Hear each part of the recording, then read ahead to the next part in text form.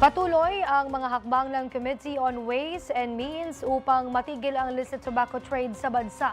Live rin mula sa Batasang Pambansa magbabalita si Sofia Potenciano. Sofia?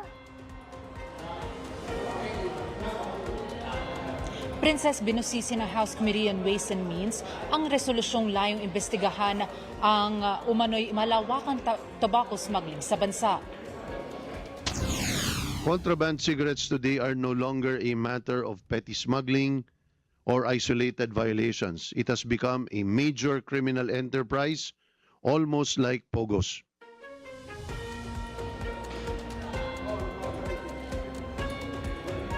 Ganito ay nilarawan ni Committee Chairperson Miro Kimbo ang kalagayan ng illicit tobacco trade sa Pilipinas. Ayon sa mambabatas, hindi lang ito nakakaapekto sa koleksyon ng buwis ng pamahalaan, kundi nagdudulot din ng seryosong banta sa kalusugan ng publiko dahil sa mga hindi rehistrado at hindi regulated na produkto.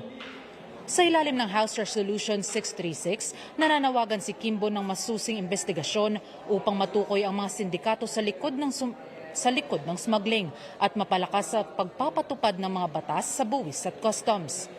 Ngunit ayon sa ilang mababatas, hanggang ngayon ay wala pa ring natutukoy ng mga utak sa likod ng operasyon. No, it's happening right and left, continuously evolving, strengthening itself, but it's still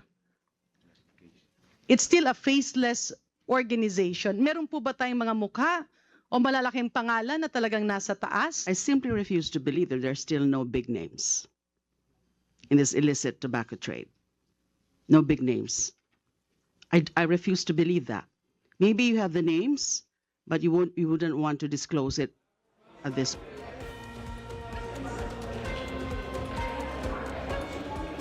Samantala, pinunan ni Manila 3rd District Representative Joel Chua ang posibleng kakulangan ng kahandaan ng Bureau of Customs. Nila ay nakapagpapaliwanag kung bakit patuloy na nakakalusot ang mga smuggled na produkto.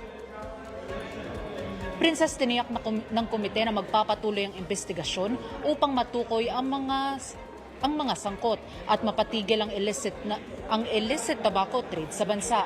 Mula dito sa Kamara para sa Totoong Balita sa Bagong Pilipinas, Sofia Potenciano, Congress News.